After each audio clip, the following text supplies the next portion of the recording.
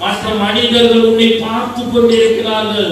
பார்த்து கொண்டு இருக்கும் பொழுது உன்னுடைய கிரியை அந்தகார கிரியையாகவும் இருளின் கிரியாகவும் இருக்கும் என்றால் உன்னுடைய கண் இருளா இருக்கிறது. உன்னிடம் ஒளியாகி இயேசு இல்லை என்று அர்த்தம். அல்லேலூயா. உன்னிடம் ஒளியாகி இயேசு கிறிஸ்து இருப்பார் என்றால் உன்னுடைய கண் வெளிச்சமாக இருக்கும். உன்னுடைய கண் வெளிச்சமாக இருக்கும் என்றால் உன் சிந்தனையும் வெளிச்சமாக இருக்கும். உன் சிந்தனை வெளிச்சமாக இருக்கும் என்றால் உன் இருதயம் பொல்லாததை செய்யாது.